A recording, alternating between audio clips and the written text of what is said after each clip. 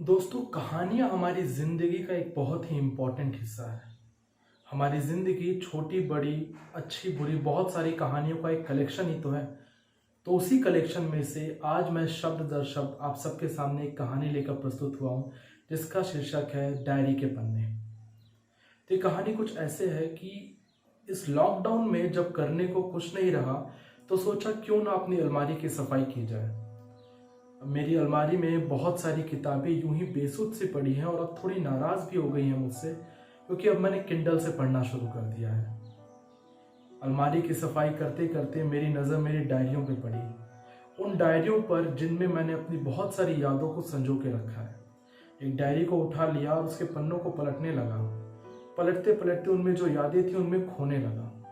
अचानक ही मेरी नज़र उन दो पन्नों पे पड़ी, वो दो पन्ने जो अब मेरी डायरी का हिस्सा बन चुके हैं। मानो डायरी ने भी उन दोनों पन्नों को अपना लिया हो।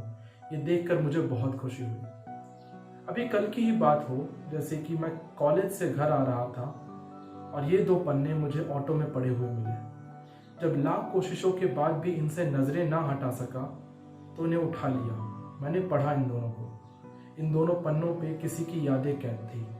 अच्छी थी या बुरी थी ये नहीं बताऊंगा, पर हाँ, यादें जरूर कैद थी।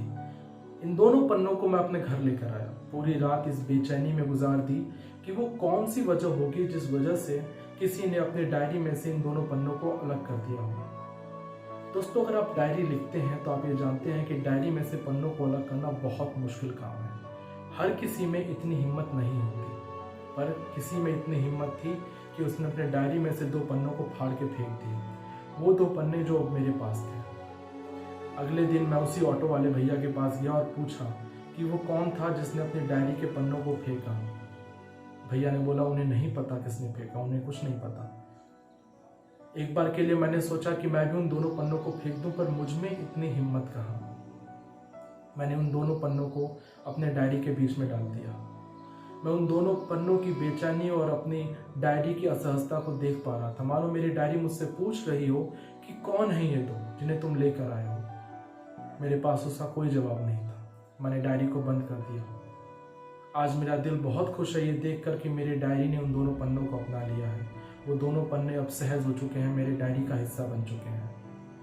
देखो, मैं उम्मीद करता हूँ कि तुम जो भी हो जिसने अपने डायरी के उन पन्नों को अलग किया, उन यादों को अलग किया, उस यादों के खालीपन को तुमने भर लिया होगा। मैं तुम्हें बस ये बताना चाहता हूँ कि तुम्हारे उन डायरी के दो पन्ने और इनमें जो यादें लिखी हैं वो अब मेरे डायरी का हिस्सा बन चुकी हैं। तो ये कहानी थी डायरी और डायरी के पन्नों की। अगर आपको ये कहानी अच्छी लगी तो आप कमेंट सेक्शन में अपनी राय ज़रूर व्यक्त कीजिए। दोस्तों, शब्द दर शब्द मेरे लिए एक सफ़र है, एक जर्नी है, जिसमें मैं कहानियाँ और अपनी कविताएं प्रस्तुत करता रहूँगा। उम्मीद करता हूँ आप मेरा इस सफ़र में हमेशा प्रोत्साहन करेंगे और आप मुझे इस सफ़र में सपोर्ट करेंगे। अगर आप मुझसे इंस्टाग्राम और फेसबुक पे जुड़ना चाहते हैं तो उसका लिंक डिस्क्रिप्शन में मिल जाएगा आपको। मैं उम्मीद करता हूँ कि आप मेरी इस जर्नी में, इस शब्द दर शब्द की जर्नी में आप मुझे सपोर्ट करेंगे। Thank you.